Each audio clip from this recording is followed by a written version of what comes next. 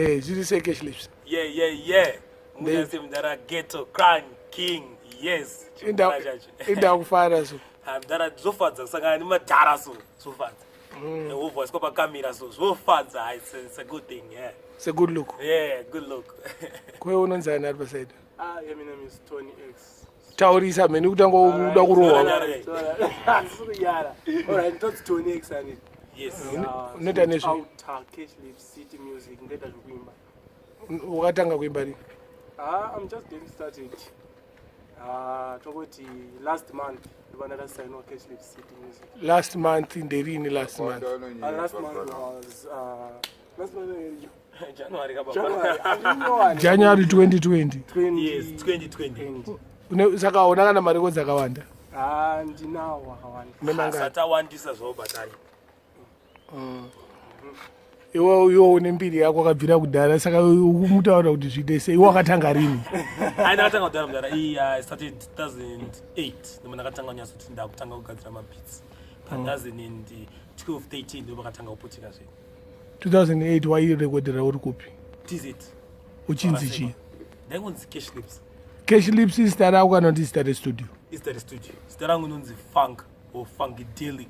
Ndo Funkadelic? Yes. Kosara yako kapiwa na baba na mai? Donzi Cleopas Dandara. Alright. Ndo zita rangu. Kwewe zita rako na baba na mai? Indonzi Anthony Chipfunya. Una makore mangani? Ndine 22. Ku Cash Lips? Nakura mudhara. Asina basa una makore mangani? Kuma 28 koko. Just in 28 yesterday, day before yesterday, yeah. Alright. So 18 February. Yes, Dara. Yes, Dara, I understand. Dara. Chimimba. Yeah. Bla Chimimba. I want a pizza. I do my Dara. Yes, Dara. Saka yo 28 rhythm yakatanga nayo nderechi 2008 ani 2008 ndakatanga nerhythm rainzi nguva yakwana. Yeah, it was a rhythm rakanaka rakamboirizwa na smiley but it was not that major. But apa pa nguva yakwana but ndabairainzi critics. Rangoita futi the same. Then pandakazotanga kugadzira rhythm roti rakatanga kupisa na 2012 ndorainzi Peps. Topakabva song ya Colors yainzi pandakatanga vanhu vaiseka. Alright. Then after that moment of truth, unoona moto mukuvhira sora kwarakati maka papo high praises Cashlands wana wingi dio nani vanhu vese tangogadzira mahits chidaro.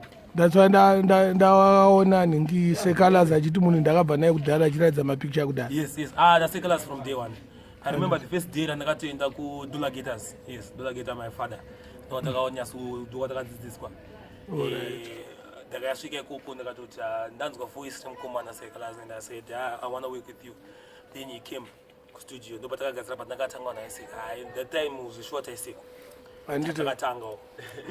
Pamba sina zviri. Pamba sina zviri. Saka so ndo patakagadzira patakatanga naye Seka. After that moto menyu mukubvira madu masoma hits akazowandisana angu na Colors akawandisa. But zvine mari zvokubhadhara. That is the tricky question. Atangobvunza ka. Dzikamaku. It's a tricky question. Kana zvakambobhadhara. Musically, not really. Do you know Patakata Mbiri Susoka? Usually it was Patakatanga music. It was for the fun of it. Younger city more of business. But we got dragged in life, but I told you the music, we could talk to Raramani music, we're now living music. We are taking this professionally. So Patakatanga, when you Patakata Mbiri and it at later Mari. Yeah. And this time Mariachi ipobata isinyaso batika ikudama natsvakirwa maplans ekuti batike. Yeah. Zvandoda why ndikubvunza ka because vamwe vanhu vakutengesa music yavo pa iTunes. It doesn't work. In personal, I think it doesn't work. Because already look at the economy. The economy in Zimbabwe and the people that we are trying to sell the music to. Because music you have to producers relate to the who are to Garanom society. The people who are just Garanom society they can't even afford to change it. How can they buy music per iTunes? Most of them because this one chimba masung ndopatemba kwatinobva kwakasiyana siyana. We try to explain kuti takarerwa nana mama takarerwa nana gogo, and those guys avatorina chikafu chimba. So you kuti uzonzanzi waenda pa YouTube uda kutenga music pa Spotify kana pa iTunes usati watenga mafuta ama izvinobude. Because like I remember last time anenda akakutaura kuti ndakanzi ndisaise music yenyu, that's why ndabvunza. Aiwa, no, that was wrong. Was speaking correctly. Mangoma Bagatangira Ghetto Crown King from day one has been posting my music in this. I told Dibatira, they want exposure. Actually, I don't think I was Daro and the Kawanagambiri, and there's one of my guitars, 1 or 2, and that's what Dagre would do. And I told my asses out, but that's the truth. And I go now, we could think to take it chingati, open. So basically, I don't think with the YouTube, Ruba, that was Ganzi, Yanzi, Ganzi, Abad, as Gutanzi.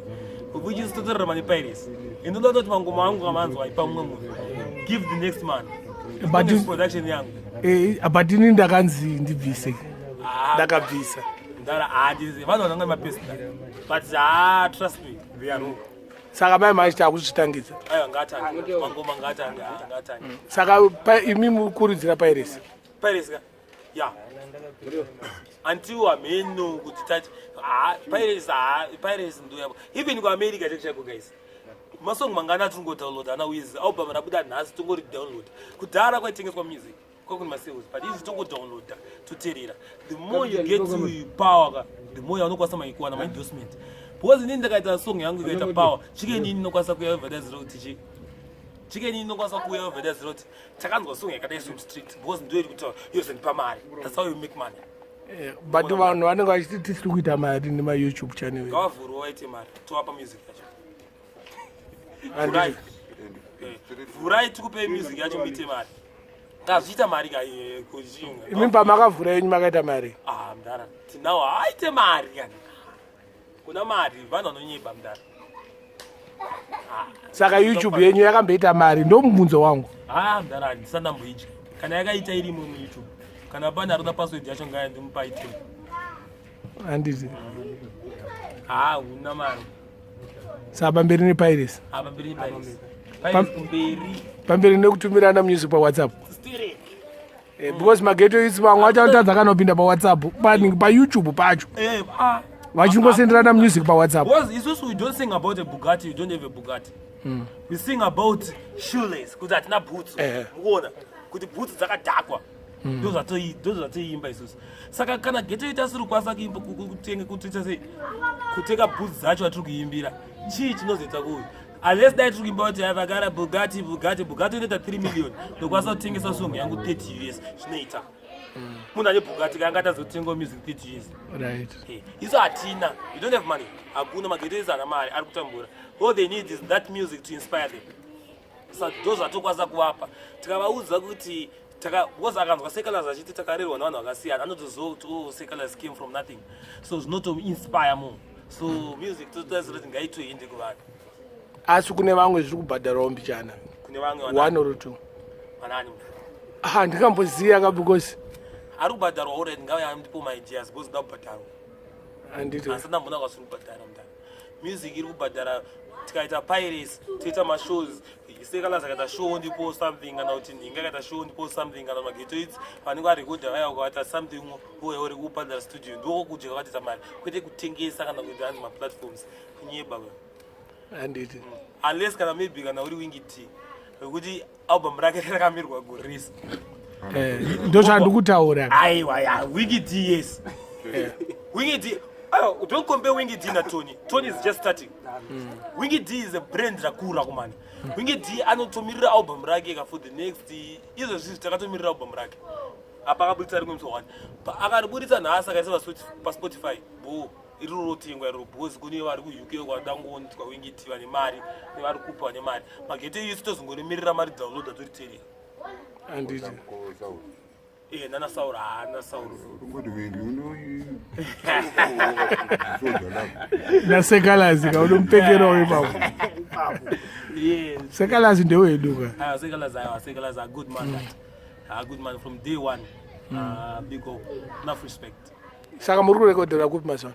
Ndiri kurekodera ndikuti 17 dzakaseka wo. Saka una mbira wambobva ku DZ. Andina, I've worked my projects none akawanda. DZ tani. TZ2. DZ2 akuzuduze ne ku post office. No, yeah, tesa tasvika ku post office but padhuze. All right. Yeah, saka aiwa hanu ama weeks to but my projects akawanda. I've worked in the my producers from Borojo, from Chi, kwakawanda kwandakaenda.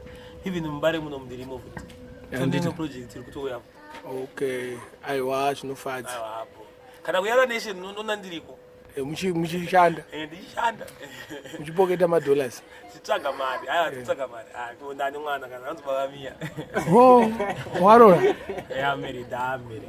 Ora. Anakarora. Kwe 26. Ana msikana. Banami.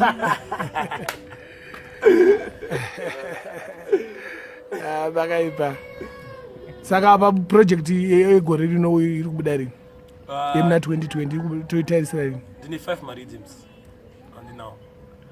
Ndakatogadzira rhythm calendar racho. Ngota ndina pana. First half of the year ndine 5 ma rhythms. I have 3 mna March.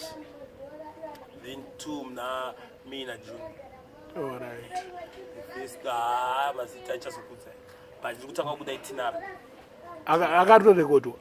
Akatogadzirwa ari kurekodwa. All right. Yeah, they are being recorded right now. But they are kutopera itinara. Saka pana zvandasiya zvamuda kutaurira vanhu mafanzeni kuti vanokubatai sei kana vachida kurekodha. Mafanza munotibata pa Cashlips Funkadelic D pa Facebook, Cashlips City pa Instagram. Numbers dzekufona nedze WhatsApp is the same 0779 188 007. Ndo namba dzacho dzekufona makangoti bata ipapa chetu totoita zvinhu zvacho zviti Makutoita basa. takuita zvinhu zvese. Even mashows toita futi mudani. All right. Because mungona na Sekalaz aya na uchida Sekalaz na Jalavu na Natu wana Puma hapo uchida show but ukuitira diriracho. All right. Ukuitira diriracho. Unongopinda pakati ndiri pakati. obatanidza. Ndambo ndo manager but ndiri pakati. All right. Saka uri une malink. Ayo ndine link yes. All right. Link. Anotibata futi so hapa mati. Even my guest artist pamuchato tokupa futi. All right. Awa chimorisa ya manesha mwari. Ayo no bla chimimba. Awa ndo elder wanga. Awa the elder. Another big family yangu. Yeah. From there one akava kari vachisimbiza because nini my studio is where I stay. Yeah, so I'm Chemberi. Anotoziva kuti from the one. Even ndo big fan iri simdanza. Vanenge vatoripo vanotoziva kuti bolato kana kuti sauro